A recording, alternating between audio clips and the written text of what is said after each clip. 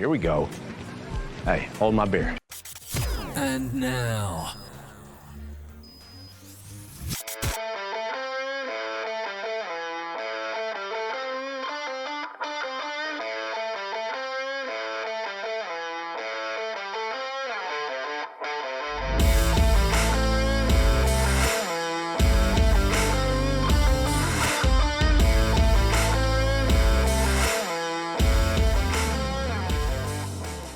Yeah, anyway, take number 3. Oh my gosh, Bobby, right? Like, we have to tell this story. Like, this is ridiculous.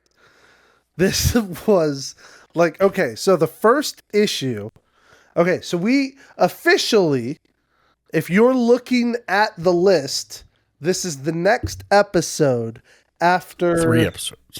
Whatever episode we were on. We don't even know what episode. Gosh, we've tried to do this so many times. Let's just pull up YouTube. I think we're at like 71 or 72, right? We're up there. This is supposed to be episode, I think, 73, maybe? Videos. No, I think it's 74, actually. Oh, is it 74? No, 75. Oh, 75. Okay, gosh. Episode 74 was 1 month ago. So let's be clear. What's actually happened is we've recorded 75, 76, and this would now be 77. Except they squat. Because 75 had the first attempt at 75 had an audio issue on my end. I was using Heather's headphones, and like halfway through it, like my headphones quit. And I think we were having bad signal that night for whatever reason. So between the audio issue there and maybe some of the data signal, you said the audio was just awful. Correct, unfixable. Bobby? After so many minutes into it, like when your headphone gave out and when you the had to use headphone gave speakers, out, it was atrocious. It goes wild, just unusable. Yeah. So there's probably a segment of clip maybe there that we could eventually mine from, but nothing of relevance as far as an episode. So that scrap, we canned that goes in the vault for junk and be real stuff. For the intro, I could just take clips from each of the other episodes. That way they hear. That's not a bad idea. The last episode. That's not a bad idea. 1, Lost season 2. There you go. I like it. I still have not finished that yet, by the way, because of the show Lost. That is like when I asked you about that, you were like, it's a show that has no. What was it that you said again? No, you had some verbiage. It gives more questions than it ever gives answers. That's right. The show creates 4 questions for every answer that it gives. I watched maybe another season after you said that, and after that, I was like, I'm getting baited every single episode, bro. And here's what I'm saying. I've heard rumors, and I don't know how true this is, but I've heard rumors that the writers actually didn't know where they were going as they wrote that show. That it was insanely popular, and they were more so just writing to the reveals than actually what the plot all tied together. And then it was so good. And so the idea, because they're always writing to the short term.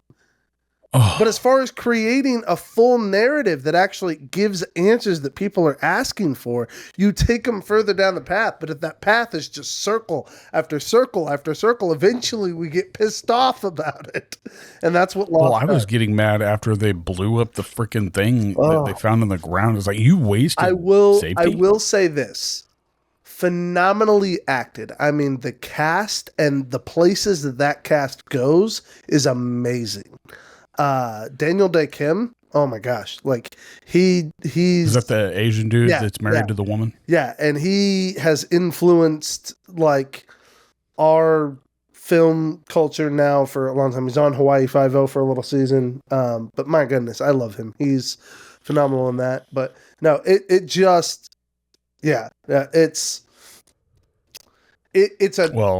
a good premise. It's a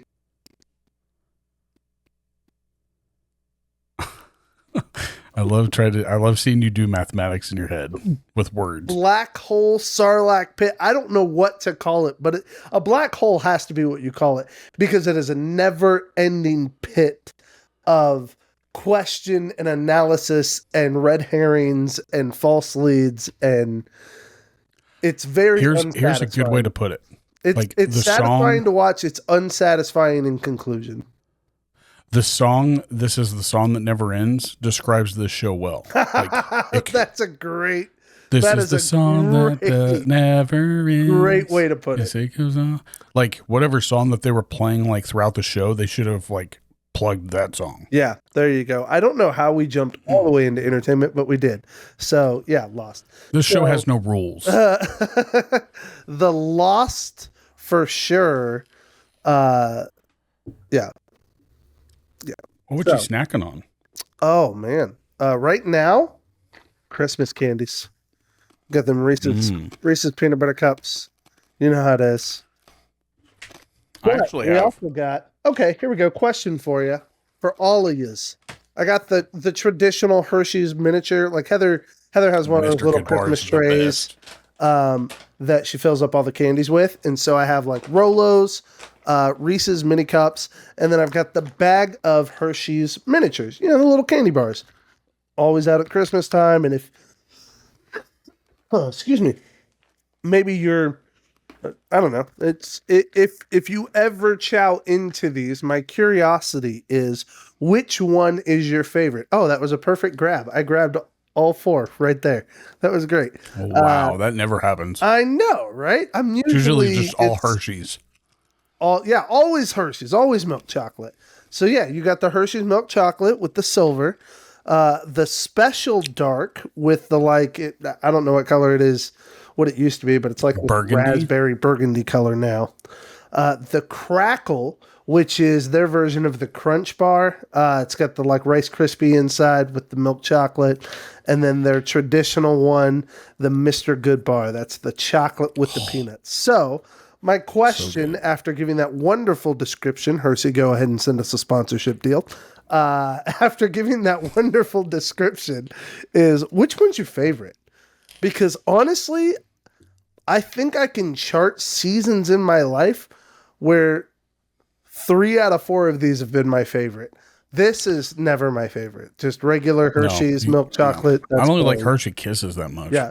But I can chart seasons in my life where certain ones of these were my favorite. I think the Crackle is very underappreciated. Totally. And as a kid, this was my Jimmy Jam. This was where it was at. This was what I needed. And the dark chocolate, I really got to be in the mood for. But the Mr. Good Bar, it hits something different. You're absolutely right, man. And that's what I was going to say. I was like, special dark, I think I got an appreciation for that as I grew up. You know, my teens, my early 20s, I started saying, oh, give me some more refined stuff. Give me the fancier tastes of chocolate. And I discovered them. Certain ones I like. I actually do think I like special dark a little bit better than regular. I'll go for dark chocolate over regular milk chocolate. It has a different taste to it. Totally different taste. So and Hershey's itself uses a souring process that I'm not 100% in love with because I've tried some European chocolates. What was that? Chocolates. European chocolates. No, but I've tried some European chocolates and they are better. It's a smoother, richer, bolder flavor. The souring process that Hershey uses is very unique, and you can tell American chocolate from elsewhere. So yeah, dark chocolate's like that higher end cheese of chocolate. And then I think as I've gotten older, I've just grown to truly appreciate the Mr. Good. You've gotten older? Yeah. I loved that as a kid. I don't think I cared as much as a kid. It wasn't bad. I just wasn't super excited about it. It was Dad's chocolate bar. But as I've gotten older, because my dad really does love Mr. Good Bars. But as I've gotten older, I really do appreciate them, and I love them. I think they taste fantastic. So that's what I'm snacking on, Bobby. How about you? And how about you guys, the rest of you? What are you snacking on? Also, which candy bar is your candy bar of choice? If I had to choose one of these, I think I'm still settling in on Special Dark. Although Mr. Goodbar is a close second. Very close second. Nah, I don't know. Maybe Mr. Goodbar and then Special Dark. I don't know. They're right there. I went and got something a little bit different. I'm not a guy that likes to mix his salt and sweet together. I either want salty or I want sweet. Okay. But I got something different. It is Planters apple, and I don't know why they even classify this as a flavor. Apple cider donut, like I don't get the whole gist of it, but apple cider donut cashews. Hang on. What? Okay. Yeah. Apple cider and donut flavored apple cider cashews. Donut cashews. Yeah, and it's really good. I get apple, but not donut. You don't get any sort of like glazed. Well, it's glazed because of the apple cider. I think like it's like caramelized on top. Why would it be donut shooting for like glaze? Not for a blueberry. Well, because the picture of here is like it's almost like a cake donut on the picture. I don't know if you can see that. Donut looks almost cake donut. It is very interesting. But it's good, you say? Premium cashews seasoned. Yeah. Okay. It was different, so I tried it. But I'm also snacking on some Chex Mix that my wife made. Oh, love a good batch of Chex Mix. I like to throw in stuff that's not normally in Chex Mix. Like I'm one of those guys that throws in like goldfish or pistachios, Cheetos sometimes. The pistachios is a weird twist. That one raises a bit of a red flag for me there, Bobby. No, they're good. They're good. Especially if you get the flavored ones, the salt and cracked pepper. Pretty good. I'm not that's my problem. I'm not a nut fanatic. I like peanuts, walnuts on certain things, pecans What's your favorite on certain nut? Things. Weird question. What's your favorite nut? Peanut for sure. Really? What other? Okay, peanut for me. That would stand out. I prefer the peanut. The peanut in the shell is my favorite nut for a peanut, since those aren't technically nuts. A peanut's not really a nut. They're beans, right? Legumes? Yeah, they're legumes. They're beans. They're legumes. Yeah. Okay. Yeah. So I'm talking like stuff that you would go buy like in the mixture nuts that you would have to get a nut cracker for. Oh. Well, like do you like walnuts, pecans? Probably pecans. Pecans would probably be pralines, maybe. Oh, those are good. What's the orange? What is the orange flavored kind? It's something fancy. The fancy flavored orange pecans are like it's a very fancy name. I have no idea. Chocolate covered. They're chocolate covered and they have like an orange flavor to them. I don't know. Oh, it's a weird name. No, scratch that. Scratch all of that. I do have a favorite nut, and I can't believe I just forgot about it. Besides Robin Williams, that's totally my favorite nut. No, my favorite nut's the macadamia nut, dude. I don't like hard. I don't like them hard. Oh, they're hard though. I can eat those things. Like I like those things just as like nuts, like just macadamia nuts. They're really good. Yeah, I don't. Oh, Grand Marnier pecans. I never heard of them. Yeah, they're chocolate covered with a hint of orange alcohol in it, almost like orange liqueur. Orange alcohol. Grand Marnier is orange alcohol. Orange liqueur. Liqueur. Yeah, and it's Grand Marnier chocolate covered pecans. Those are good. Voila. I'm sure you could do it with cashews too. Look at all Hershey's. Look. All Hershey's. I grabbed 4 more. Look at what they are. All Hershey's. All Hershey's. It's all freaking Hershey's. Because that's what they put in there most. That's hilarious. Oh, man. Special birthday today. I don't know if you know this, but today is Bo's birthday. Today's Bo's birthday. Happy birthday, Bo. If you guys aren't sure who Bo is one half of the amazing tag team that runs Rage Jerky. You know, get your jerky on.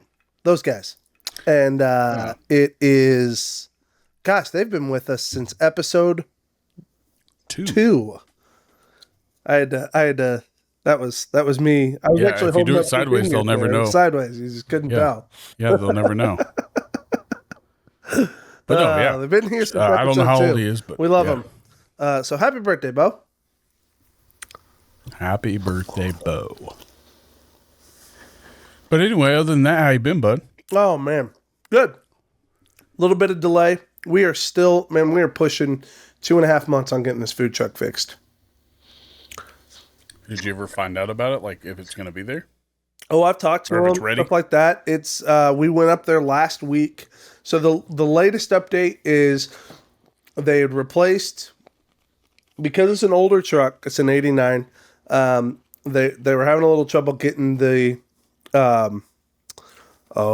injectors, and so they got what they could, installed it, cleaned it all up, ran it. We went up there to put a tag on it for them to test drive it.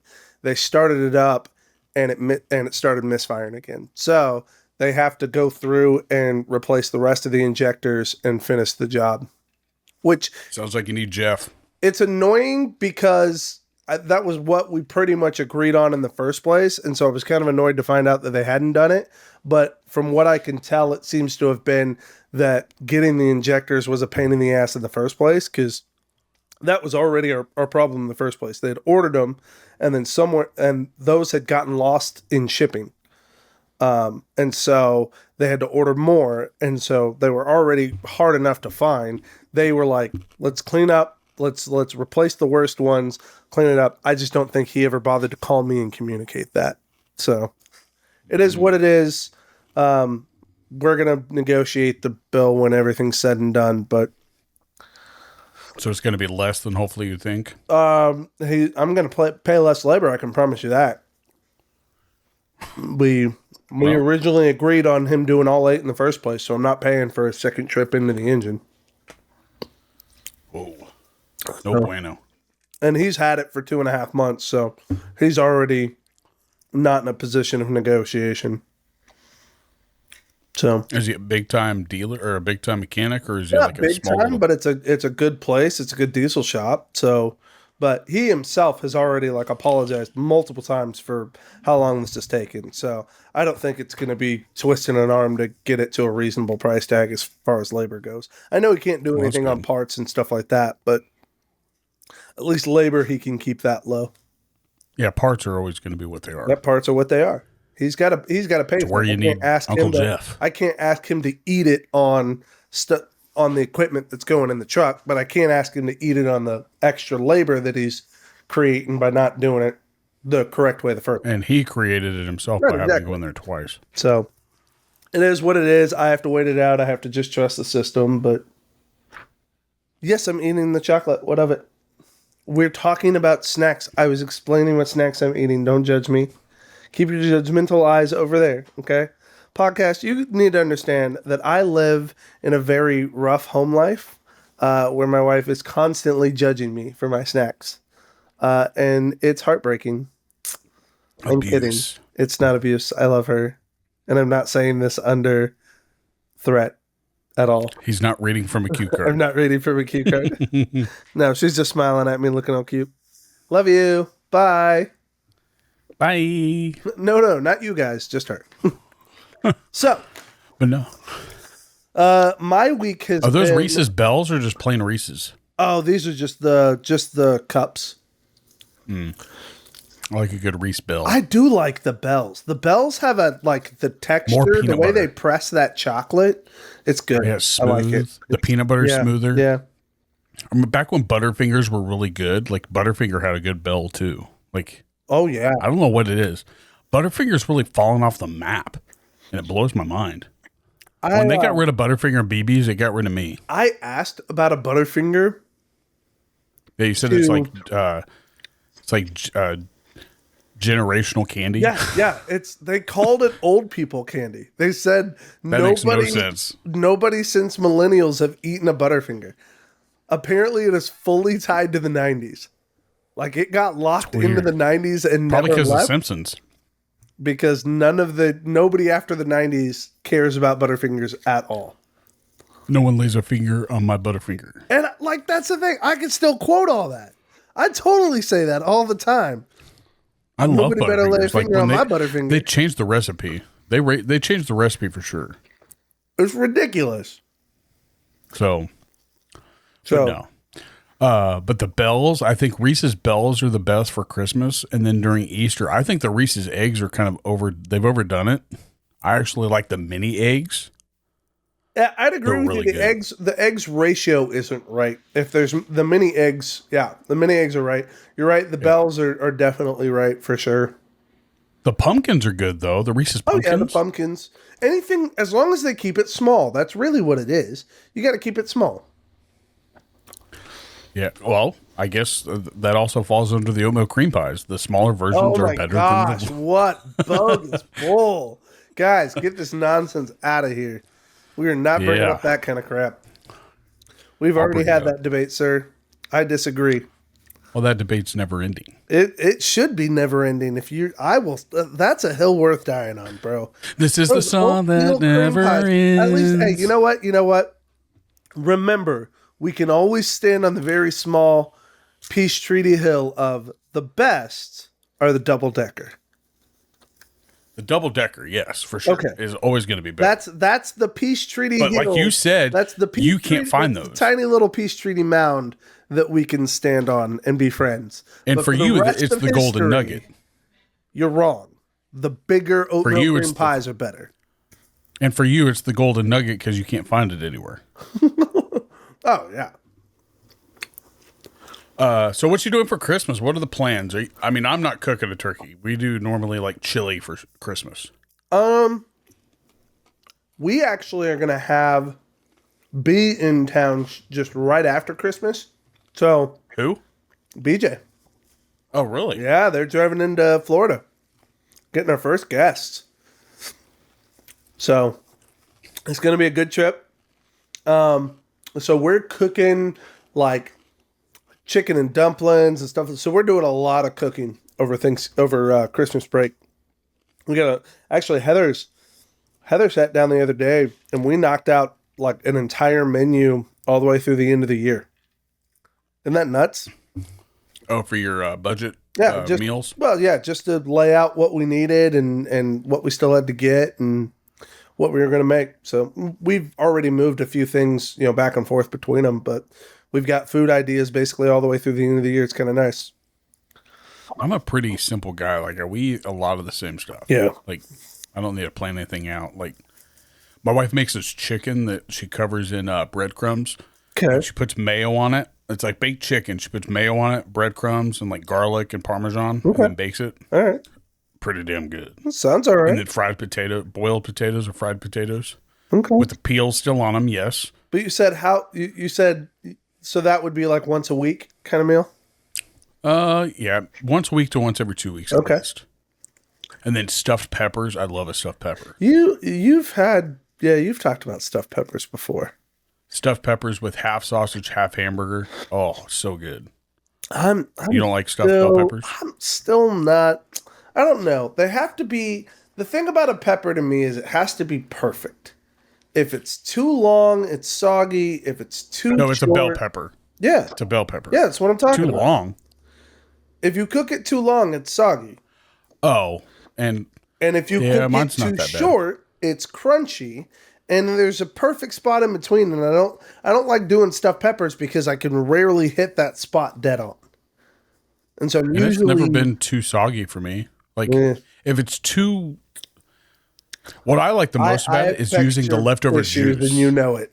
So, but I like using that leftover juice with the hamburger and sausage in it. We'll use it for like a spaghetti or something. Oh yeah, it's pretty good.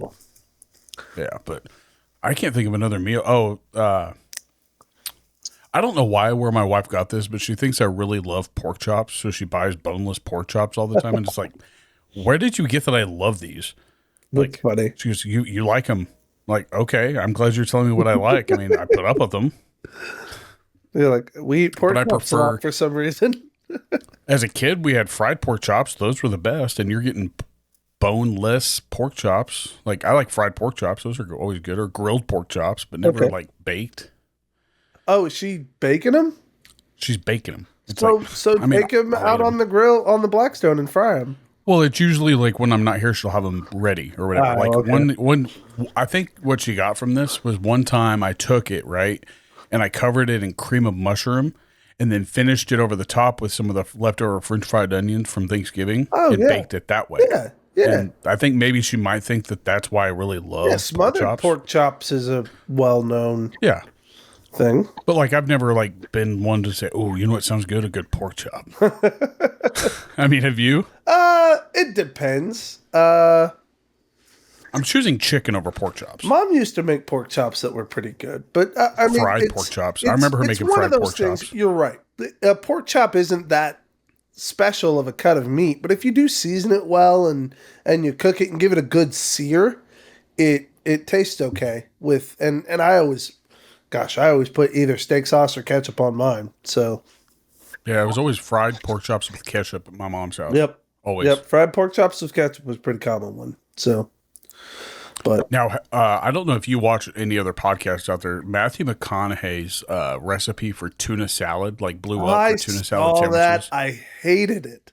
I would never try that. I would never try that because I don't like wasabi. There's so much or peas. Who the hell wants cold I get it. peas? It's a big symphony of flavors. It's very complex. It's like, I do love a good tuna salad, but I would not want any of what he puts in there in mine. It's ostentatious. That's the word I would use. That's my $5 word. What would you? I never did look up that word you had me look up last time, and I'll have to go back. Why am I not surprised? Same as you. You didn't look up the geodetic datum either. You're right, but I don't need to. It's not super important. But you were so surprised, I thought you would. Well, no. That I knew a word that you didn't know. Nah, that's even a blind squirrel finds a nut. Broken clock's right twice a day. What if it's blind and can't smell? Always got two on standby? Whoa. Do they have two? I mean, we don't know that. I don't know the biology of a squirrel. I don't either, but we assume. That's a pretty common everything thing, else comes in pairs. I think so. I mean, I don't know. Dolphins don't have genitals like mammals. That, do they? Are they not? They are mammals. Right, but what about fish or the dolphins? We don't see nuts on a dolphin. That's an aquatic animal. I'm talking about a land mammal. Most land mammals have very... I'm just saying. Bobby, I didn't need you to overthink this. It was supposed to be a joke. I mean, they have a clueta. Is that what that's called? Clueca. Whatever. All right, crocodile hunter. But what was I going to say? Pretty sure you just offended somebody's abuelita. Wait, no, abuela. Grandma? Abuelita and the abuela. No, what I was going to ask was if you saw that it went viral, what do you like tuna salad or tuna salad sandwiches? Do you make yours any special way? Yes. A can of tuna. Okay. A cup of, or not, I think it's like a half cup of mayonnaise. 3 whole pickles. It's got to have a lot of pickles with pickle juice. I love pickles. And then 2 to 3 hard-boiled eggs. Shell removed. Okay. Of course. And that's it. All right. So, I've always been one. I'll put paprika and I'll put lemon pepper, salt, pepper, stuff like that. Say it again. Alexa, stop. Sounds like robots. See, mine is very similar to yours. They ain't involved in. When I make tuna, I make it for at least 2-3 days, just because I like tuna salad sandwiches. Sure, yeah. I'll make 4 cans of it usually at a time. And what I do is for every can, it's usually about 2 to 3 tablespoons of mayo. Okay. But I take peppercini juice and mix that into the mayo. Peppercini juice? I like that. Peppercini juice. Mix that into the mayo. And then I take my pickle. I mix all the stuff in my mayo first and then add half of the tuna. And then stir it up and then add the rest of the tuna. But I do whole pickles just like you do. Or relish, but I also have to have a whole pickle to add some little bit of crunch because that relish is a little soggy. Yeah. I don't go relish. It's too finely chopped. When I say whole pickles, I don't mean like I leave the whole pickles in there. Like I cut those, I chop those chop up. it up, yeah. Yeah. Right. But I use whole pickles because I want there to be a lot of pickle and I want it to be crunchy. So Yeah, and then I also add the extra pickle juice to it. Yep. To my Absolutely. Got to give it that flavor. But then I also add in I'll add in 2 pepperoncinis to where it's not too overly pepperoni. The addition if of that's the even a word. pepperoncinis is a nice touch. I haven't really thought about it. It's a very simple pepper. I like that flavor profile together. That would be. And I also add brown mustard to it. Is into this my from mayo. your? Hang on. Is this from your Subway days? No, I could never eat that tuna stuff at Subway. That It was creeped me out, bro. Hang on. Time out. It creeped me out. What do you mean? It was literally just big sealed packs of tuna. Right, but I could never we eat it mixed because ourselves with I never did it mayo though. I never ate it. I tried the seafood sensation, about threw up. I need you to like, no. We are talking two very different things. I know, but I'm seafood saying I didn't want to try the tuna was because I did not like the seafood imitation sensation. Crab, yes. and that stuff was nasty. That stuff was not real crab. We had like the tuna was real tuna. It was just tuna, and then we mixed it with mayo. That's all we ever did. I don't remember ever mixing it. Like, I don't think that was one thing I ever did. It was always already made for us. Like when I came in, I don't think I ever came in on a prep day or anything. I was usually I prepped tomatoes. Prep was something that I loved doing. I prepped tomatoes and vegetables and onions and stuff, but I never did the tuna or the seafood sensation.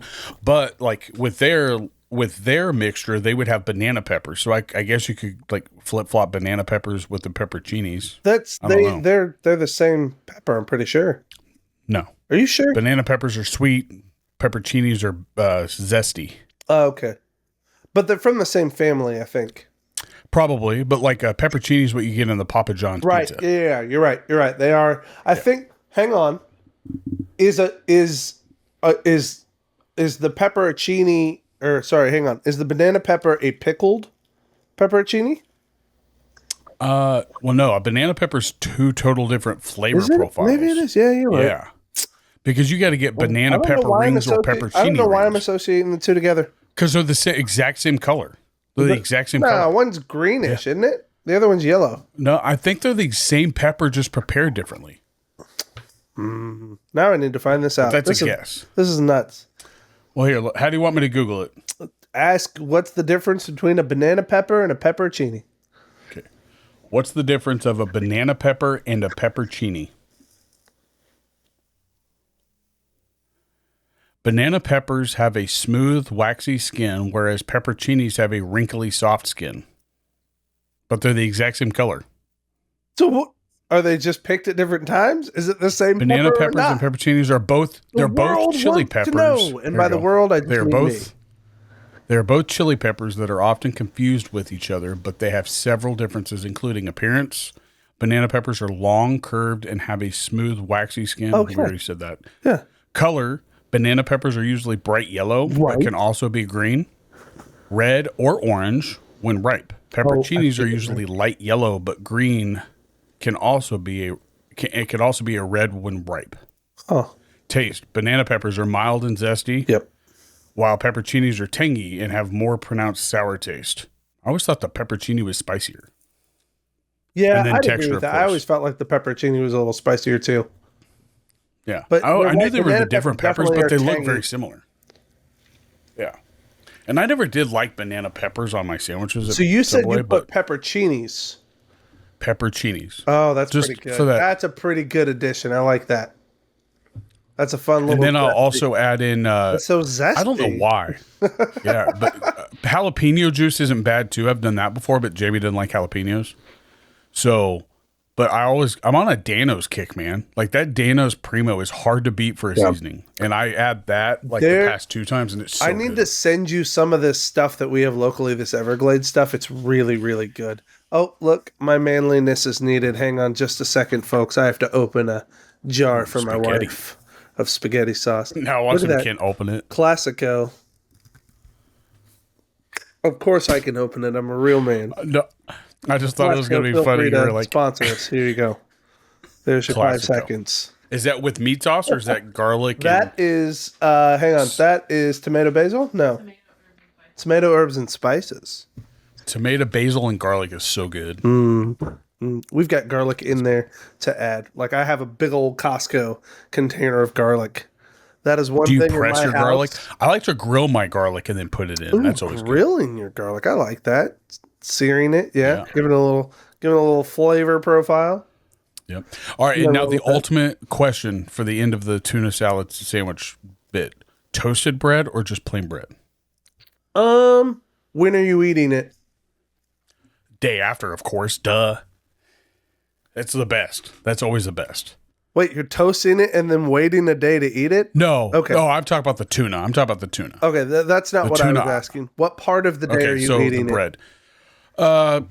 Afternoon. Afternoon lunch or afternoon dinner? Lunch. Lunch? Toast it. Oh, it's Dinner, always good. don't toast it. Why is that? I don't know. I really can't give you an answer. Well, here's It's a something different internal for me. But for lunch, Here's you a toast different it. way For to dinner, look you at it. don't. Have you ever had the townhouse flip sides? Yes. It's Townhouse cracker flip pretzels. sides. Yeah. Dip them in the oh my god, dude. Oh my god! And you get the house blend. We already do. We usually when we make tuna salad here, Heather and I just go right past the bread and do Ritz crackers. And usually it's yeah. like Ritz and tuna Ritz salad. has a new flavored cracker too. It's garlic and butter. But that flip side in there, ooh, So good. That's a fun. And it's I like perfect crunch. that. That's a Perfect good crunch. little chubby buddy trick there, bud. I like it. But another one is they have minis that they have this. It's called house blend seasoning on it. It's so good. Get them at Walmart. I haven't seen it at Dillon's. Okay. It is pretty good. But yeah, that's my 2 cents for the tuna salad sandwich. Okay. But I didn't like Matthew McConaughey's just because I don't like wasabi, and that's just and peas. Ugh. All right. So for those of you that are like totally tuned into what we've been doing, I am ready to bring you all the way back to the beginning. Are you ready?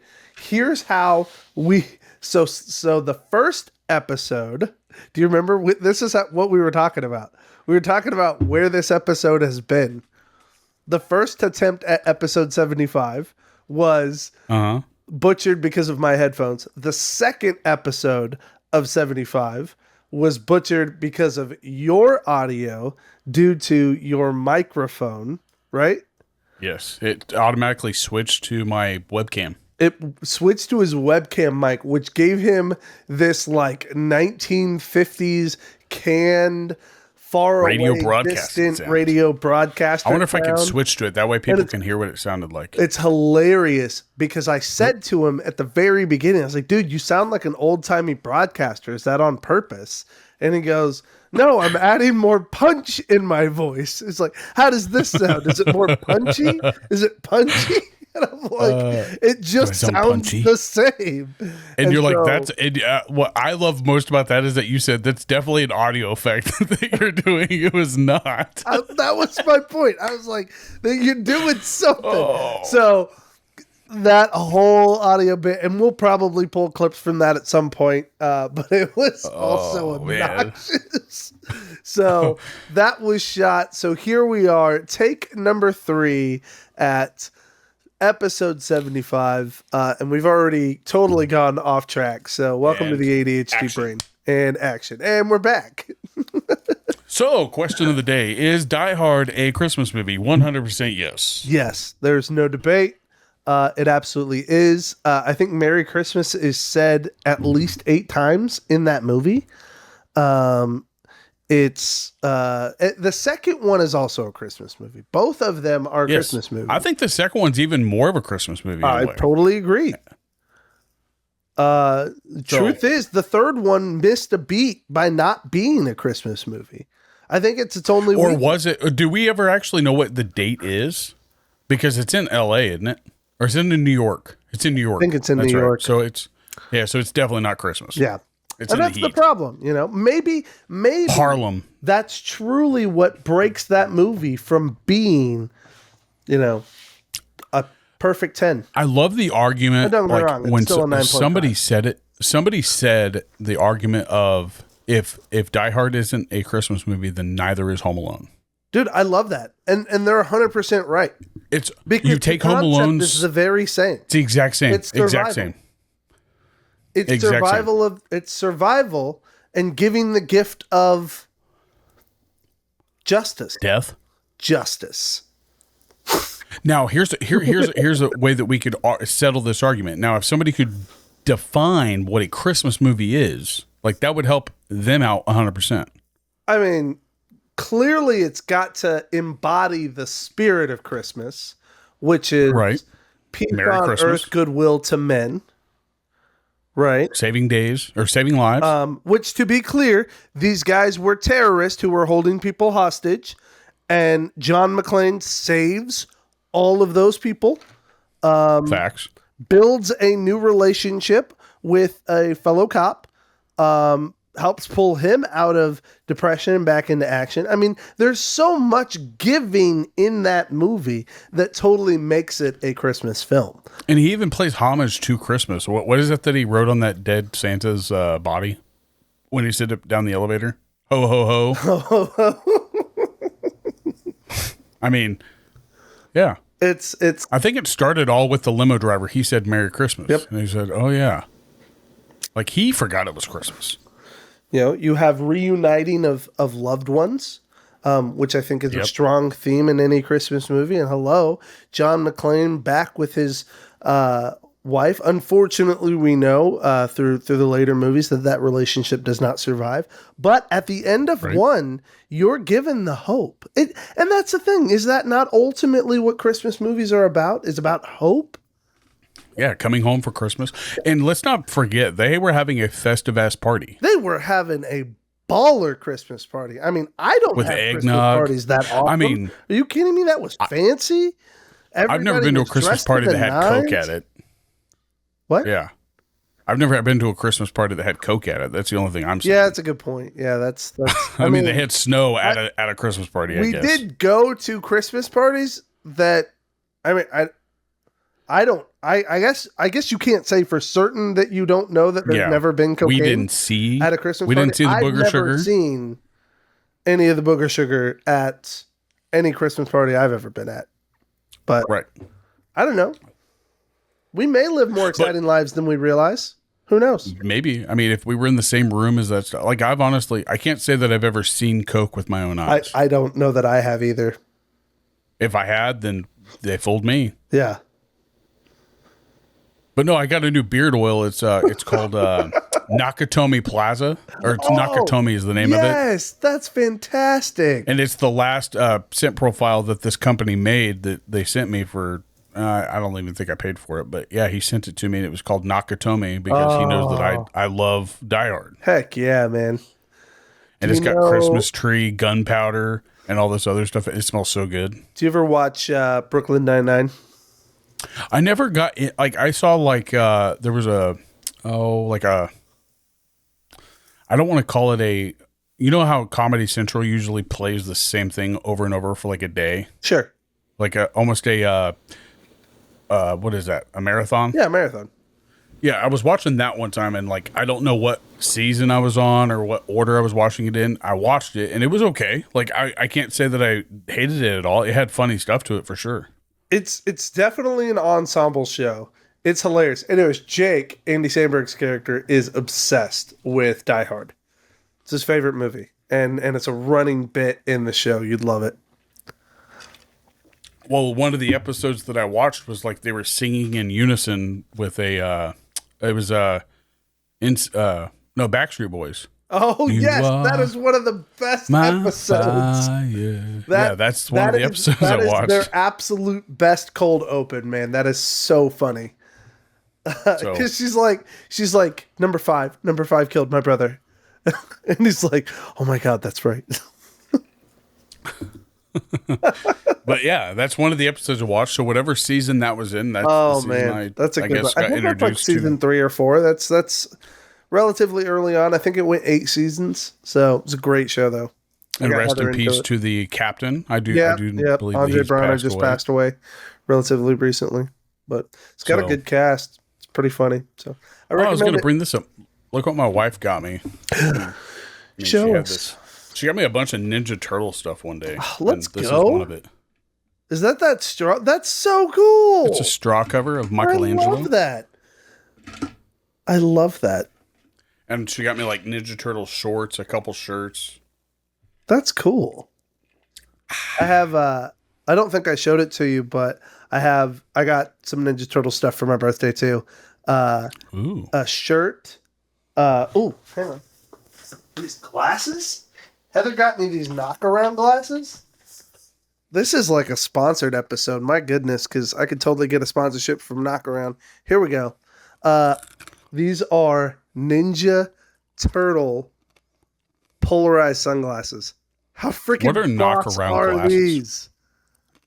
Aren't Pretty they dope. nice? What are knockaround glasses? Knockaround's the brand. And okay. I hadn't really heard much about them, but they're set up.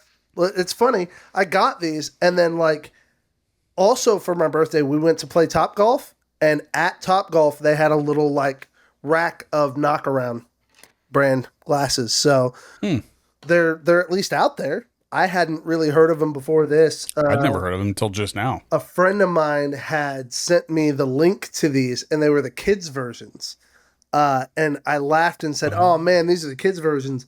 And then they actually tagged the post and said, "Hey, here's a heads up. We've also got adult versions too."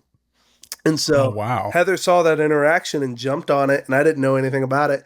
And she got me those, and I don't know if they're around here, but a pair of Chiefs ones as well that are just so cool, man. I love them. So I got a pair of what are those? The ones that people were big on in the 80s and 90s. They're not that brand. They're like knockoffs. Pit Vipers? Okay, so check this out. Right. So you don't have the Pit Vipers, but you've got knockoffs of the Pit Vipers. Dude, those are so fun. Yeah, give me. I'm gonna show you a pair that I got. That busted, and I'm so mad about it. Show them to me. Yeah, I want to see them. Check this out. Let's see them. Come on. These are so cool, dude. These. So if you're wondering what Pit Vipers are, if you watched wrestling, and if you're watching this podcast, then you probably watch a little bit of wrestling. Let's be honest, or at least have heard about it. Anyways, then you know about Bret the Hitman Hart. Okay, the best there is, the best there was, the best there ever will be. Anyways, Bret Hart made, at least in my opinion, made famous the Pit Viper glasses. Okay, so these are phenomenal. You're gonna love these. Here we go. Show us your best Bret Hart. Let's see it. I can't wait. It's gonna be great. He's gonna have to take his regular glasses off because. All right, I had to get my headphones situated before I grabbed those. It's okay. You got to take your regular glasses off. Right, and I sent you a picture of me posing as a wrestler from the 90s that we all loved and cherished. That You also remember made that these picture? glasses famous? Yeah. Yeah, I was just describing, like legit, while you were gone, I was walking people through who that is.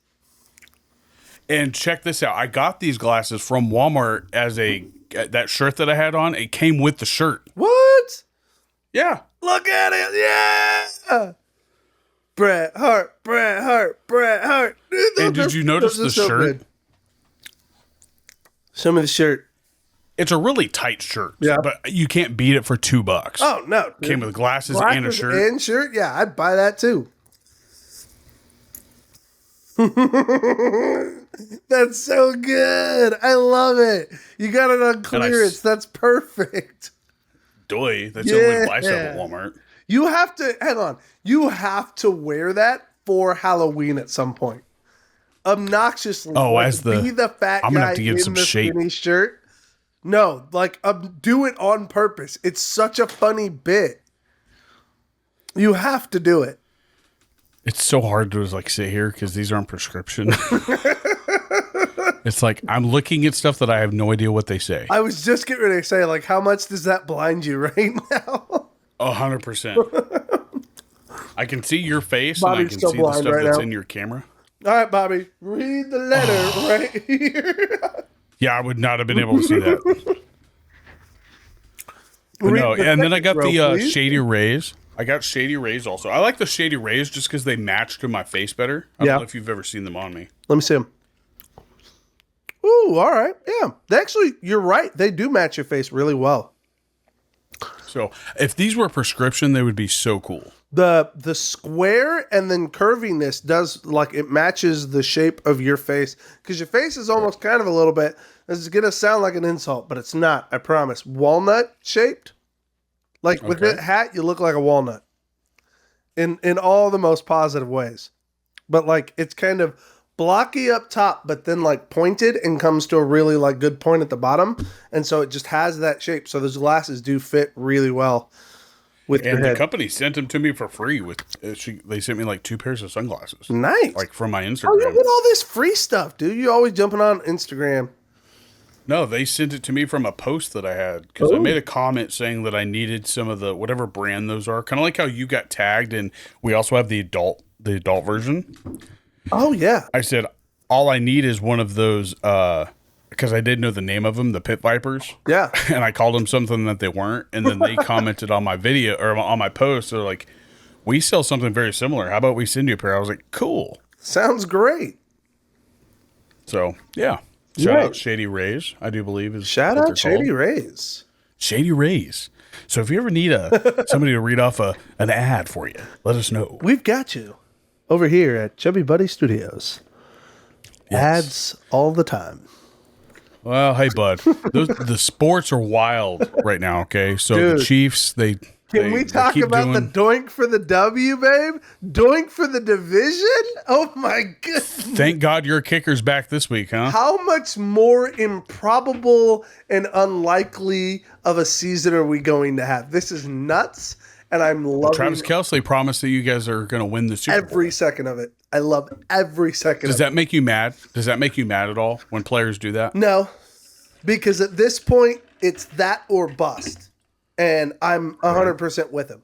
At this point, what else do you have to lose other than to say, we're going all the way for this thing?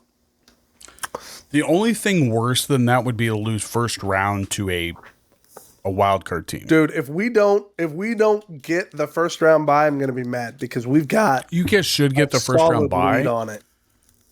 But like round 3 or round 2 is when you would play a wild card team of whoever won in the wild card game. Oh, yeah.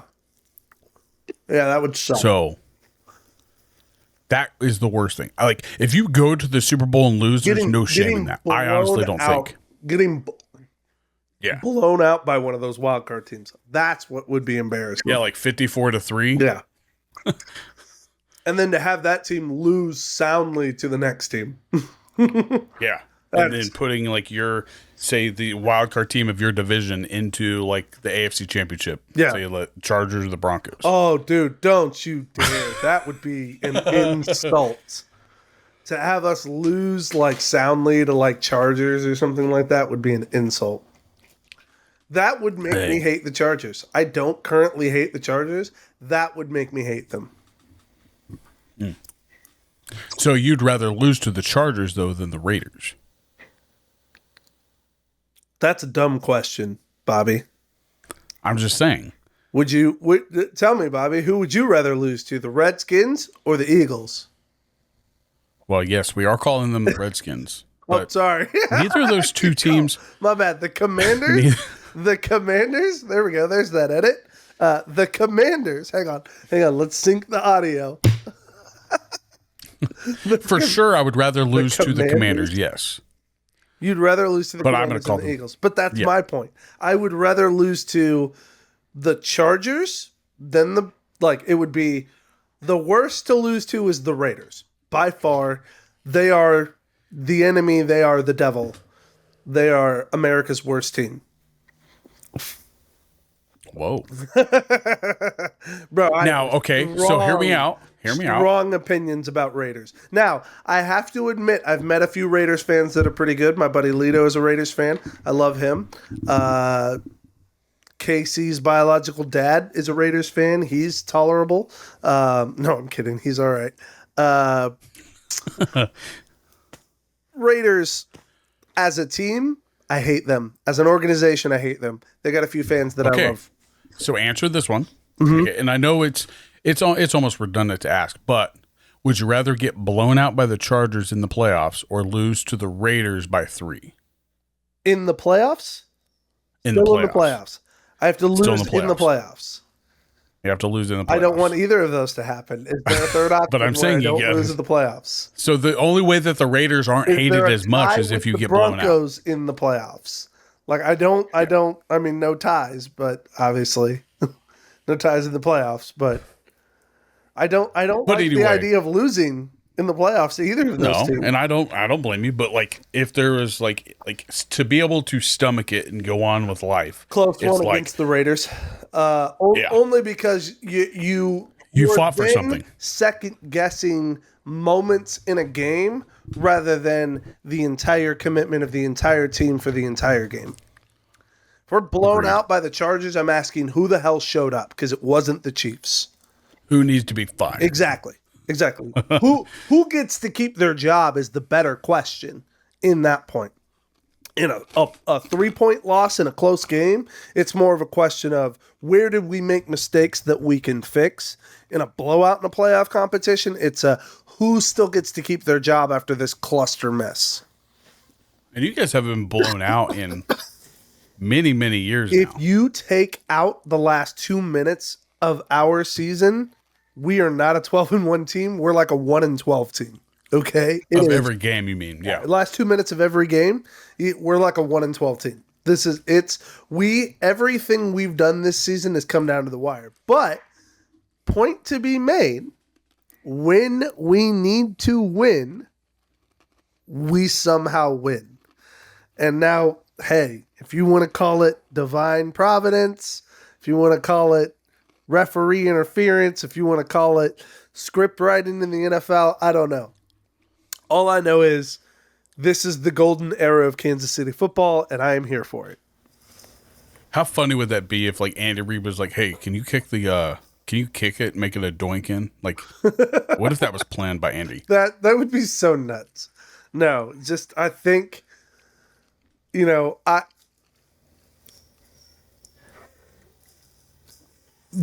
there's a drive in every single one of those guys to find a way to win. And that's why I think no matter how far we're down, no matter what we're up against, you'll just never, ever be able to count the Chiefs out. And let me tell you something. I think that extends past Patrick Mahomes. We may not have always played like this, but let me be clear. Since I was a little kid, I'm talking since I was 5 years old, I can remember hearing my dad say one thing about the Kansas City Chiefs, that we are We a suck. fourth. He did say that a lot. He'd say we sucked. But what he said every single game is we are a fourth quarter team. And I never really understood what that meant. And I used to ask him as I got older, Dad, what does that mean? We're a fourth quarter team. He says, we've got fight. We've got grit. And good luck, that still doesn't explain anything to an 8-year-old. But eventually I come to terms, I get it now. As I'm older and I understand the terms, I get it, and it's true. Kansas City is a fighting team. They never give up. They never quit. They've had rough seasons. They've had bad spells. But they do not quit as a team. They are a fourth quarter team. They will fight and get the win every single time. And if they don't, you will see the massacre that's left on the field. You will see the blood, sweat, and tears coming from those players that's left on that field. You will not see guys with their heads held high. You will not see guys celebrating, walking off the field after a loss. They bleed. And that's the team culture. And it has been for years. Honestly. Well, I would argue that the only time that they've ever dominated the season and won the Super Bowl was their first Super Bowl that they won. 2019. Yeah. Every year after that, they've always been like wishy-washy. It's like, but they end up pulling it off because they're that fourth quarter or second half team. Well, and that's the thing. And one of the stats I was just seeing that Patrick Mahomes, his ability to come back from multiple points down in the fourth quarter is at almost 50%. 20 points in more games than any other quarterback, I think. Yeah, it's his comeback. He is the comeback king. Like he's Captain Comeback. That's the way I would call him. He's Captain Comeback. Like that dude will not quit. He's always thinking, he's always solving, he's always scheming for a new way to get the first down, a new play, a new form, just some way to shift to get that defense to move just right to get a guy to slip in. And it bleeds. Well, I mean, it bleeds into all of the best comeback he had wasn't even the season that he won the Super Bowl. It was like the year that they beat the Ravens when they came back from like a 31-point deficit, wasn't it? Was that the Ravens? No, that wasn't the Ravens. That was the Bills. Oh, but yeah, but they didn't even win the Super Bowl that year, did they? Yep. Yeah, it was crazy.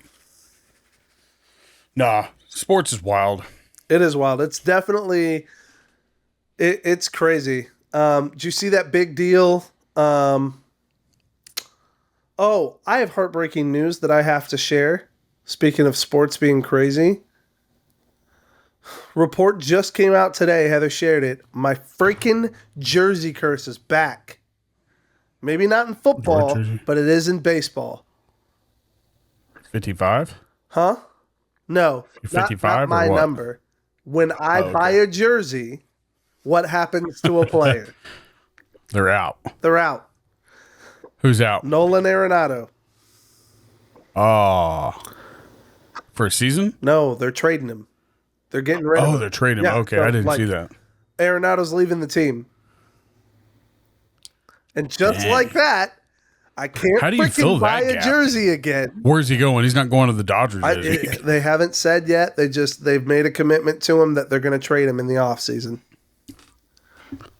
So, oh, man. You don't want them to go to the Dodgers. No, I don't want him to go anywhere. Arenado's my favorite freaking player on that team. Shenanigans. Don't buy jerseys anymore, dude. I need to stop. I don't trust this anymore. I've got Patrick's and Travis's, and those haven't bit me in the butt yet, but... Yet? Did you buy them both, like, recently? I bought Travis's at the beginning of last year. And Patrick's? Patrick's was the year before that.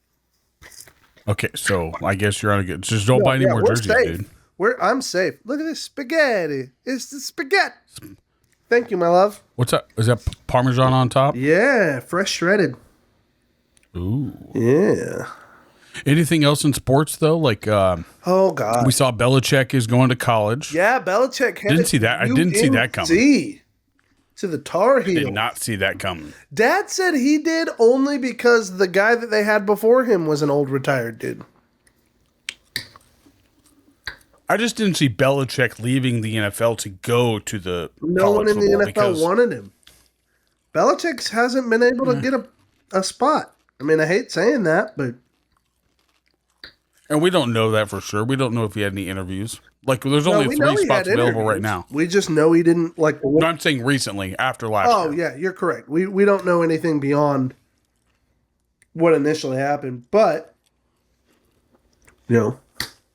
Here's the thing. To me, he has a style of coaching that probably is more old school mentality, and it's not flashy, and so people don't find it fun. And so unless he can find the right place that's willing to let him build a program, it wasn't going to work. So UNC's got like I'm surprised he deal. wanted to go there because of it being more like the NFL now. Players are getting paid and stuff. Possibly, but with him getting a 5-year deal, I think that gives him enough time to build something that he's trying to build. So we'll just see if he's building a program that people want to be a part of. We'll see. Did you see Randy Dryling won his 12th state championship? Hang on, what? It's 12? I thought it was I think it's 11 or 12. I thought it was number 10. Well, he won 7. 7 with us. Maybe it was 10. He won 7 with Hutch, and then went on to St. Thomas Aquinas, and he's won 2 out there. So if he's won this one, then this should be his 3rd. Yeah, he won the week after. I'll be able to tell you. Maybe. Groups? No. All folks, post. This is delicious spaghetti. I hope you're enjoying all the wonderful sounds. Yeah. Well, I have them. St. Thomas Aquinas. St. Thomas Aquinas. Groups. Catholic school. Pages. There we go. Well, it's not showing up. I'll just type in Randy Dreiling. Yep, there we go. Wow, he's got Facebook. Holy crap. Oh my gosh. Oh, that's not him. Holy crap. That's not. It looks like him, though. He does not. I would never have guessed that that dude had Facebook, would you? No, I would not. He was coach of the year this year. Yeah. I'm reading an article right here. 10 titles. Yeah, 10 titles. Yep, this is his 10th title. But it broke the record for all-time state championships in the state of Kansas. Well, yeah. Guy's a boss. I want to know how much more laid back he is. Oh God, I hope a hell of a lot more than he was with us.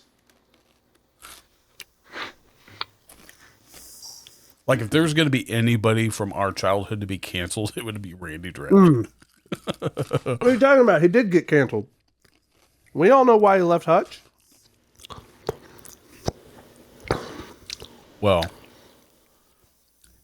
he was actually not wanted. Like, or I'll tell you this off camera. That way you actually know the full story. We won't talk about it on here because it's pretty wild, much more wild than we thought. Oh, I don't doubt that for a second. But what is on public record is that there was a hazing culture that was. It doesn't Not say true. it was promoted, but at least was allowed. Not true, and that's not true. Well, I'll tell you off camera. Okay. I'll tell you. I thought that was what was publicly stated. I apologize then because I'm stating incorrect stuff. Oh no, I'm just letting you know because that's what everybody thought. Well, I'm not. And when you're told from, I don't want to be spreading misinformation if that ain't true. Then, and when you're told from good sources of what it was, then that's always a good thing. Yeah. So, but anyway, I guess we can get into entertainment, man. What you've been watching? Even though our past 3 episodes that have gone bad, we've talked about some good stuff. So I guess we can sort of recap what we've been watching. Oh, and you want me to remember what we've talked about? That's hilarious. I know what you had brought up. I know what you had brought up. You and the first episode, you and Heather had went and saw Wicked. Oh yeah. That's As right. he's eating spaghetti. This will be my 3rd time giving a review of Wicked, won't it? Well, your review is like a lack of 3 words, maybe. Yeah, 10 of 10, no notes. It was amazing. Yeah. It is a perfect combination. So okay, Kansas kid, I genuinely enjoy musicals. So Wizard of Oz, one of my favorites. So between love of Wizard of Oz, being a Kansas kid, went and saw Wicked in college, then went and saw it with my wife in Oklahoma, and then went and saw it with my parents and my wife in Tulsa. So I've seen the musical itself 3 times. Loved every time I went and saw it. So very, very much so invested in this story, in this show. And this movie was perfect. Like it nailed it. It did a phenomenal job.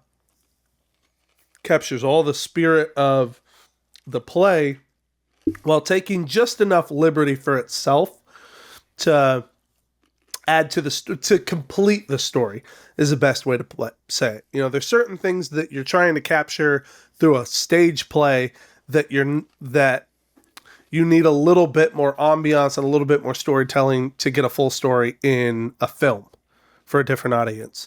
So it's just really well done. It's well put together. And then I think, like I was telling you before, I think it's that from both women, you see just a devotion to the role. You see their own unique twist on it, but then you see just a really good commitment to the original story and to the original music. So like they have their own added tones to everything, but then there's also a really good commitment to the core elements of the music, the theme, the undertones of the story, all of it. It's all really well done. So That's And the a vibe big, that I got was it was very similar to the Great and Powerful Oz with James Franco. Oh, I think it blew that thing out of the water. Well, no, like that's what the vibes I got, like with the Appearance, yes, yeah. yes. Visuals, I would say it absolutely captures those same kind of visuals, especially because the color grading and stuff that they chose to do was intentional, and they also did I appreciated their props and costuming. Did a lot of hard work to make it fit there's a visual, because Wizard of Oz is so old and relies on such practical effects, there's a visual simplicity to it that you have to keep within the Wizard of Oz, and the Wicked does that. It keeps the costumes simple yet like creative, and there's an element to them that definitely is cool. I found out that here's an interesting tidbit. The Wizard of Oz is the first known place of a graphic tee printing. A graphic tee Yes. printing. Yeah. So like graphic tees, we don't have any evidence of graphic tees before the movie Wizard of Oz. There's a scene where the workers are in the land of Oz, and they have all of these matching shirts, and it says Oz. It's screen printed. And we really, like, that's the first real time that we see that. And now, screen printing shirts is pretty much what a ton of stuff almost everything we have is screen printed. I mean, the Wizard of Oz has so much history behind it anyways. Like, I mean, the way that the author of the Wizard of Oz and Screen who did the, who did the, no, yeah, but who did the author of, The Lion, the Witch, and the Wardrobe? C.S. Lewis. Like the way that those two have made the way that they were able to use symbolism throughout both of their, I guess, careers, is pretty phenomenal. Like, especially with the history of Wizard of Oz and what they were actually trying to say when they wrote the book. There's certainly plenty of discussion over that, over the hidden messaging. I enjoyed it. Behind it. Well, it's funny because Wicked carries on those same themes. And I've never seen anything of Wicked. I just know that it's the play version of Wizard of Oz without calling it the Wizard of Oz, right? Oh, no. But it's portrayed from the witch's perspective. No, it is the best way to put it is the first half is a prequel. The second half is a B-side to the Wizard of Oz. Oh, so the Wizard of Oz isn't even in the, I guess, in the story? Minimally. Very minimally. Dorothy plays a very small role. Usually talked about in immediate contact after.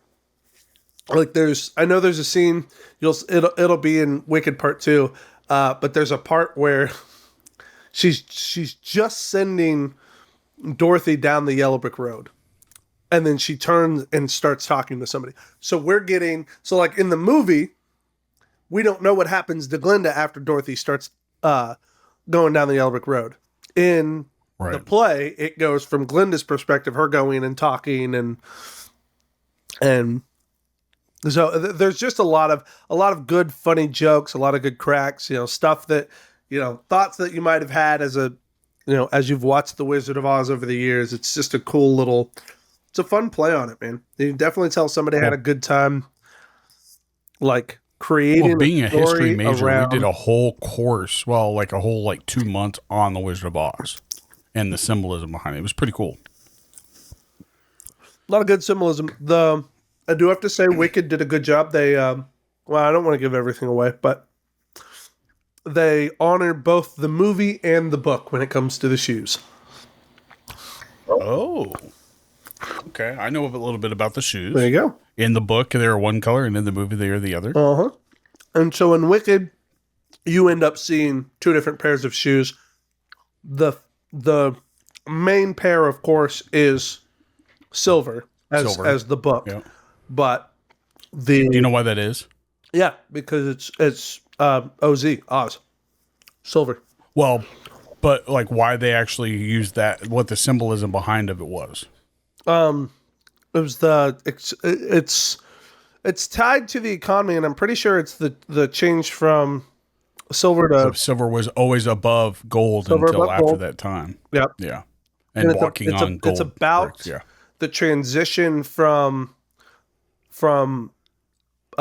gold and silver to coin or to paper, right? Like that's Well, I think all they were trying to do in the movie versus what they were trying. Well, the movie, like in the book, they really just are saying at one time silver costed more than gold, and therefore they were walking on gold because it was always above gold. right. Now I don't know about the paper part of it. And there's a lot of themes. To That's it probably more in detail. with the Tin Man being thematic of the industry, the Scarecrow being thematic of farmers, Cowardly Lion being politicians, stuff like that. Like there's Right. Well, he was actually supposed to be William Howard Taft. right. There's tons of stuff to it. Dorothy was. I always have a hard time with it common because I always wonder how much of this is actually there and how much and of somebody this who kind of like is- put a Nostradamus twist to it. yeah, how much of this is interpreted by an audience By desperate somebody to find a that's- reason. yeah. Yeah. And what we did is they had a manuscript that was made by the author that our instructor brought in and went over through with it. Like he didn't go into cool. so much detail about what Toto represented. Like that was just a representation of how people perceived it to be. That wasn't actually his intention. But you actually did read like manuscripts from L. Frank Baum and stuff. Yeah. That's cool. Yeah. So, but it was passed down from I think her dad, who actually knew somebody from the family that they passed it down to him. And she wrote a book and she sent me her book and it's autographed somewhere. I have it somewhere. Well, yeah. So we definitely saw Wicked, loved it. We have now watched the first season and or like half of season 2 of Tulsa King. And oh man, is that fun. It's hilarious. Now, it's a good comic relief for what Taylor Sheridan's normally it's a doing. Great touch of like the way it adds comedy in is perfect. I think I favor it more because of the comedic element, and because Sylvester Stallone is just great at delivering speeches and then also doing stupid comedy. What I love more about Taylor Sheridan is his way to flip the switch on everything that he's ever done. Nothing is the same in any of his shows, I don't think. Not one single thing, except for the characters. I was just getting ready to say, he has common theming and common characters, but he writes unique stories for all of them so they don't feel too similar. Yeah.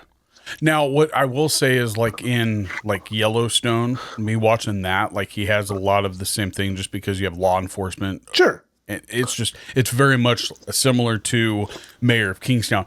Granted, Yellowstone came before Mayor of Kingstown, so I'm pretty sure that's why he moved on from that to Mayor of Kingstown with some of the same characters. Well, and I would say the same thing. I'd say Tulsa King is Mayor of Kingstown I think Tulsa King has less people in it that are as similar in any of his other shows. Oh, I agree, but like character-wise, like Tulsa King, types of characters. Sylvester Stallone is basically the mayor of Tulsa.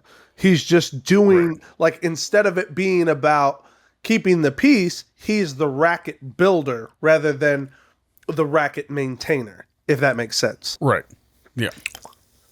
And what I love most about like what he does though is that he's able to bring us down to that level to see what things are either like in that industry, kind of like with the oil industry with Landman. Oh man, I can't wait till you start watching that. I'm excited to watch that.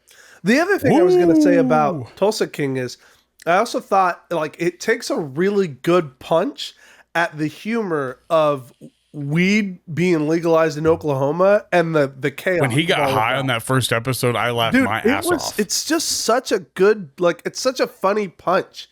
Like, because it absolutely combines the rural goofiness of the Midwest with this, like, mobster mentality. And it makes me think this had to be how ridiculous, like, Vegas came together. Because when you come out to the sticks and try to put together like rackets, Vegas it's going to be all sorts of chaotic.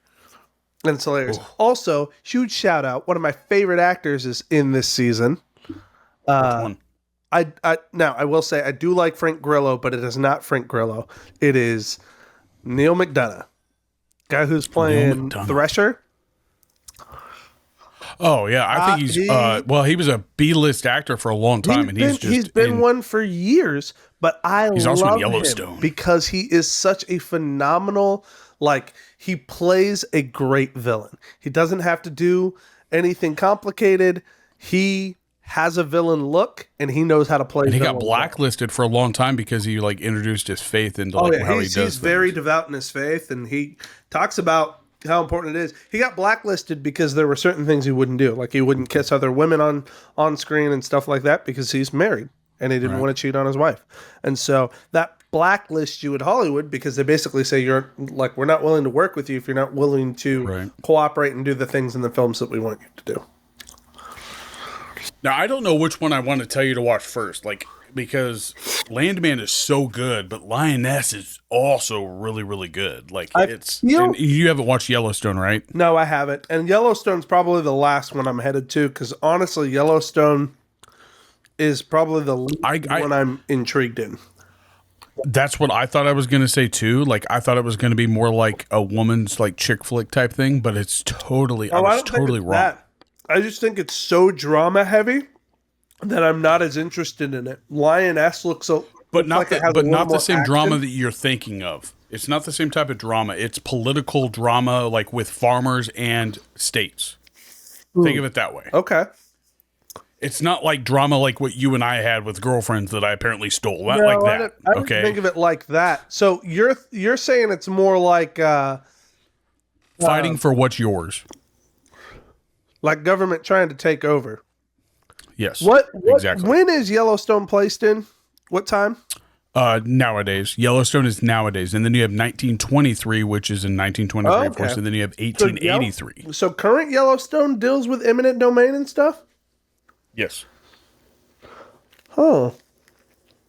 Okay. 1923. Well, 1923 would probably be the start of eminent domain, because we didn't have eminent domain until probably the 1930s. No, eminent domain. And that's a guess. Eminent domains existed for years, bro. With the government? Yeah. Dude, how do you think we took over so much? I didn't think that it had been that far. Bro, it's been around since even before I'm saying until it was into law. Well, but anyway, 1883 would be before that, so that'd have been right after the Civil War, and that's where I was intrigued. So I'll probably go to 1883 after this. But yeah, Yellowstone is not what I thought it was going to be. I thought it was going to be like a fad show, kind of like how Stanley Cups are a fad. That's what I thought Yellowstone was going to be like, and I was so wrong. Did you just say the Stanley Cup is a fad? How dare you? NHL players, you should be very upset at Bobby right now. I think that's the dumbest. What was there anything that we had as kids that made its way back that we were kind of like how Stanley Cups. Stanley Cups have always been around, but not everybody wanted flashy ones. Yeah, nobody cared. It's was there anything like that that we had? I've actually heard that the Stanley Cup got super famous because of the Mormons out in Utah. Okay, so let me explain this. Here's your tidbit for the day. You ready? Okay. Mormon culture cannot drink alcohol. Okay? Right. They also cannot drink soda, caffeine. Is it caffeine? I think it is. Yeah, they can't have caffeine. So, I mean, you're the religious major. I mean, I was just going off what I read. I'm not Mormon. So I don't know their specific. I know, but neither am I. I don't know their specific requirements, but I do know that they have requirements that prevent them from drinking a lot of things. And so the culture out there is drink mixes, Diet Coke, things like that, things that don't have caffeine in them, but that they're still allowed to drink. And so it gets famous because they have a very influence-based culture out there. Obviously, it's, there's a lot of people connected in a very tight-knit community, shared values, same, so when something blows up, so Stanley Cup and its ability to hold drinks cold for such a long time. All it takes is 1, 2, 3 influencers in that community to start promoting something. All of a sudden, it goes big. And once it goes big, I just thought it was some chick on a show that made it go big, like Nope. the Kardashians or something. Nope. That one is tied That's more wild. so to Mormon culture out in Salt Lake City. That's wild. But was there anything like that we had? Like, I can't think of anything that we did that to. I remember things that had their season, but I don't remember anything that had just always been around and then blew up and then went back, then faded back off into Like, existence. I think that us as kids in the 90s. Stuff that cycles back, like chokers and stuff like that, Right. that came back into existence. Those were. I don't remember chokers. You don't remember the little necklace things that. I thought that was just a gothic thing. Gothic, but it wasn't just goths. Like, But it never went away. Like, I didn't think. We saw that in grade Definitely, school. nobody was wearing them for like 20 years, and then all of a sudden they came back. Like, for us, I think we invented more fads than we took back. Oh, so for like, sure. like the inside out hoodie or inside out sweatshirt, Yep. or the pajama pants to school. Yep, the long Moccasins. jean, We did bring back moccasins. Okay, I will say that. Like, everybody's wearing moccasins in high school I don't remember that.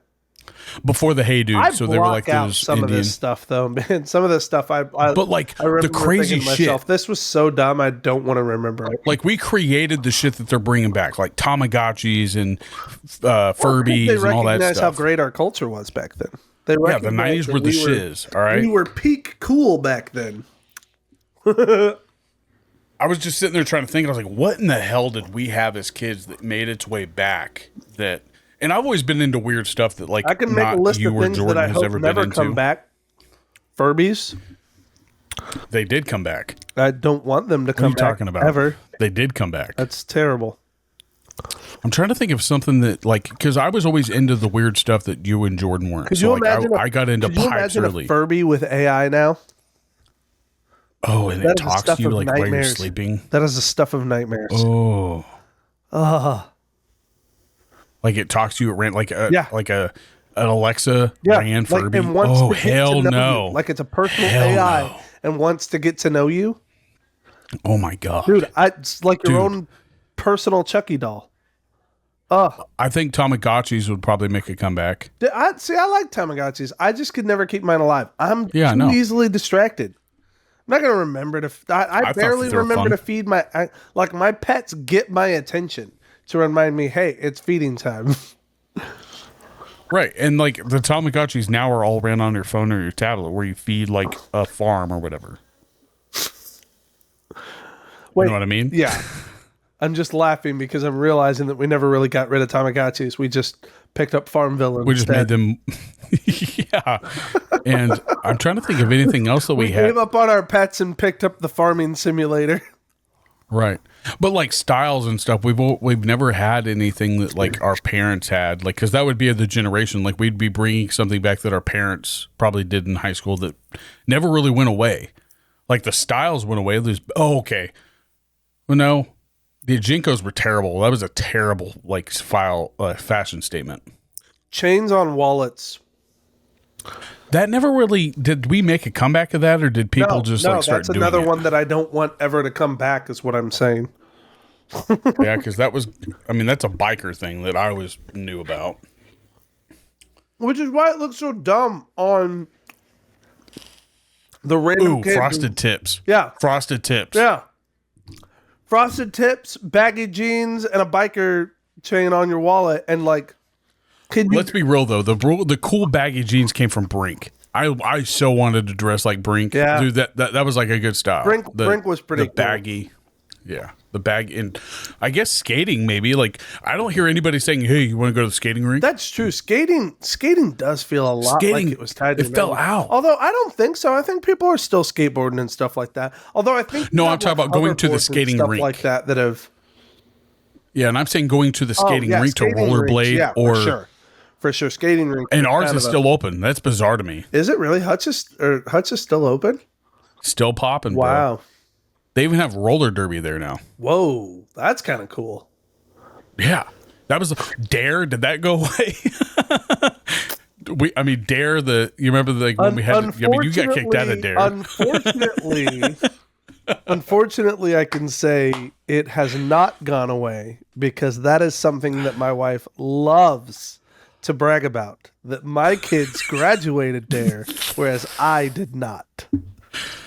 Yeah, but is it gone though? Like, I don't see Dare shirts anymore. Like, one of the high commodities out there is those black Dare shirts with the red letters. And ours was the terrible ones that we got the tan ones. I don't see those anymore. And I can tell you this. I don't know if it exists here in Florida. I know it existed in Missouri for a season, but when I left, it hadn't been done for like a year and a half.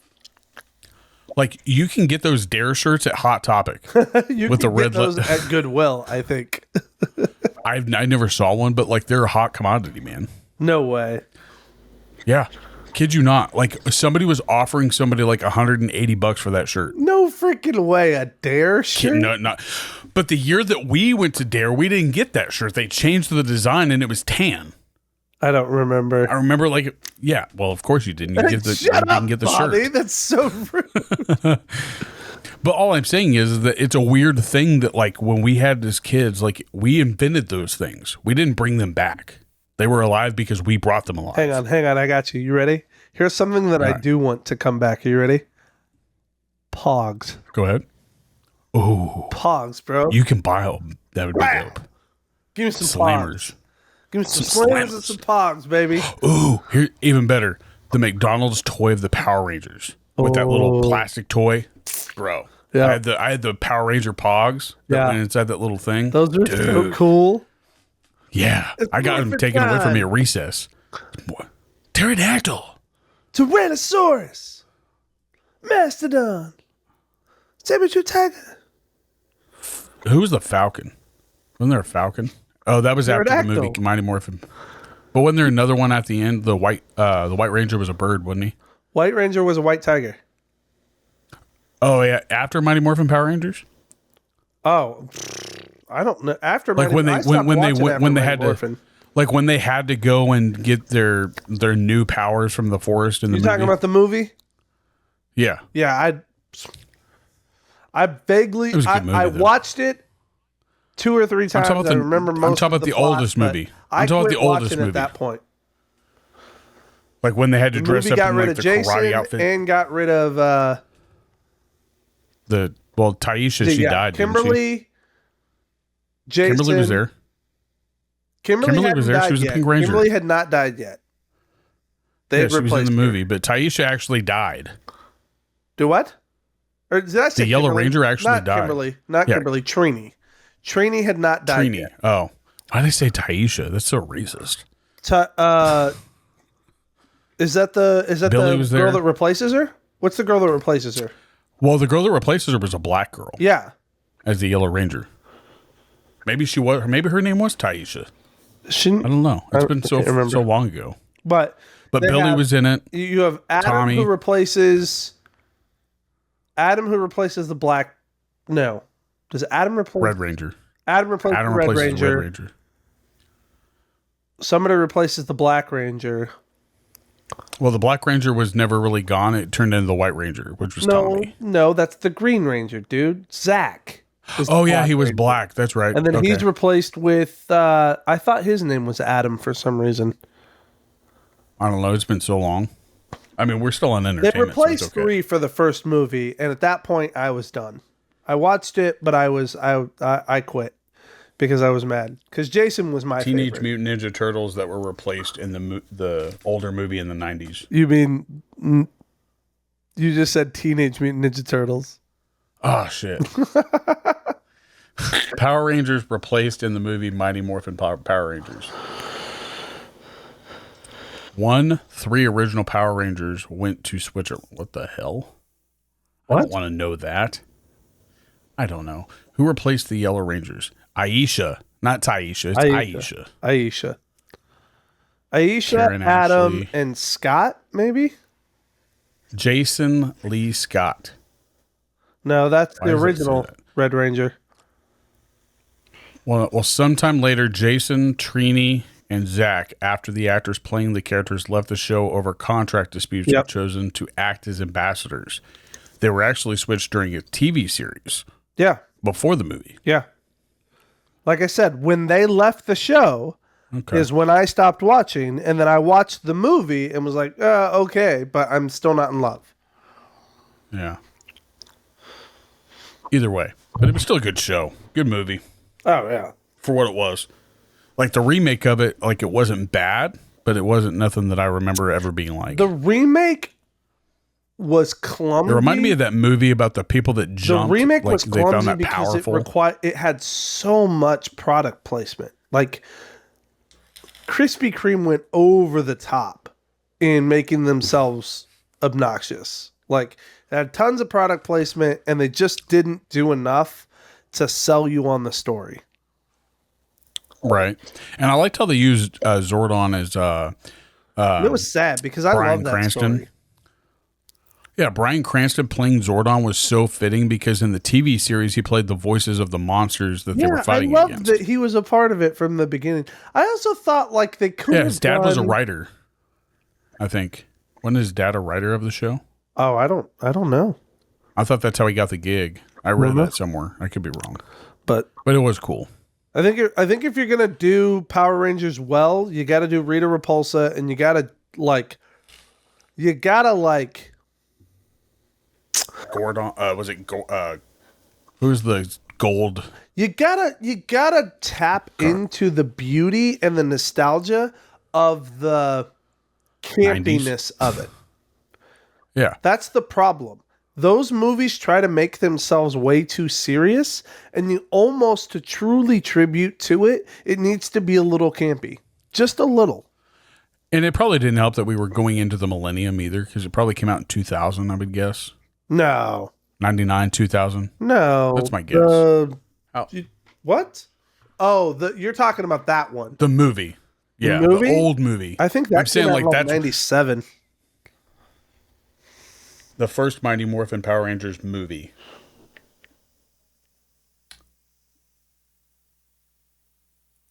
Oh, that wasn't it. Okay. Power of the Ooze Mighty Morphin Power Rangers movie. What? Power of the Ooze Power Ranger movie. It's just called Mighty Morphin Power Rangers, the movie. Oh, okay. I thought it was called something after that, like Nope. The Power of the Ooze. 1995. Holy crap. I thought it came out later than that. When did you say? 95? That's what it says. Ivan Ooze. Mighty Morphin Power Rangers. 95. Dang. He's so back. Weird. And now he's back. Yeah. But yeah, I would never guess that it was that late. I thought it was way later on than that. No, 95, yeah. So we were 8. We were 8 by that time, which means I had already quit. I had already given up on the show at 8 years old. I was like, no thanks, not for me. I'm mad. They got rid of my favorite character. Well, I think we can officially call this episode 50 or 75. 75, guys. Your old football number. It's a hodgepodge of all the other stuff we talked about. But real quick, throw out the highlights, man. What a show.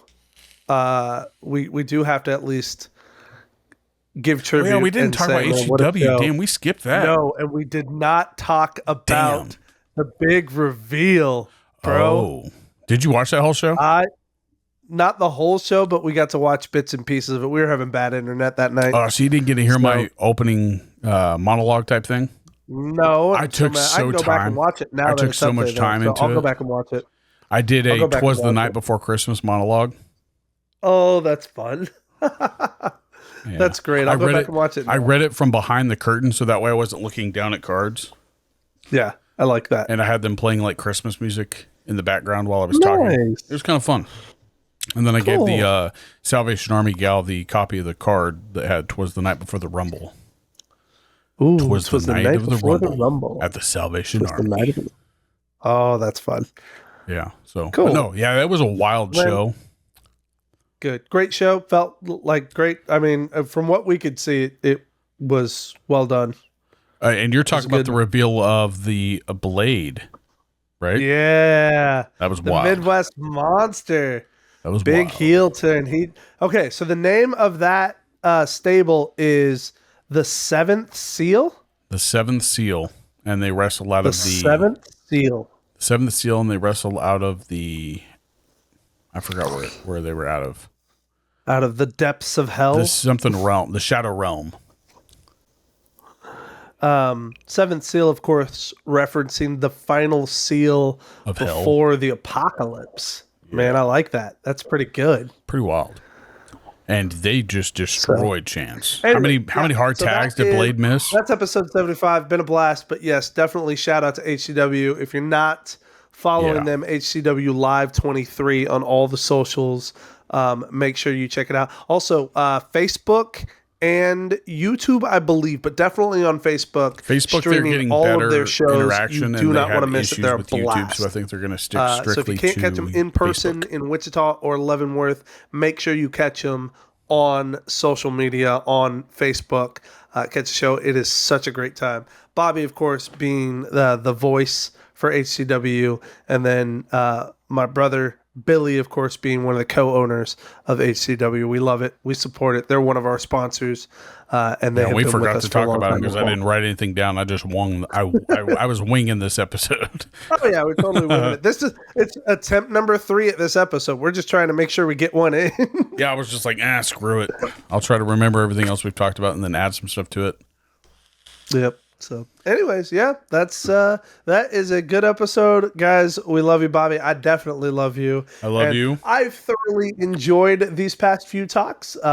Sorry they don't get to enjoy them, but as always, let's keep rolling and love you, buddy. I'll see you next time. We got to get Jordan back. Yes, I know. Fight for Jordan. Jordan, we miss you.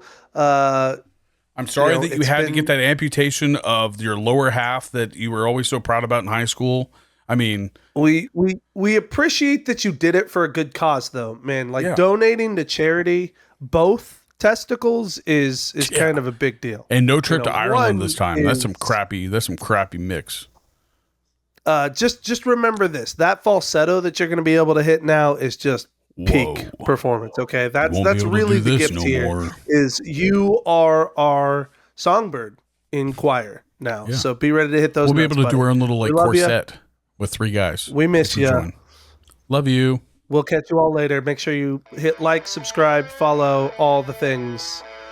Bye. Bye.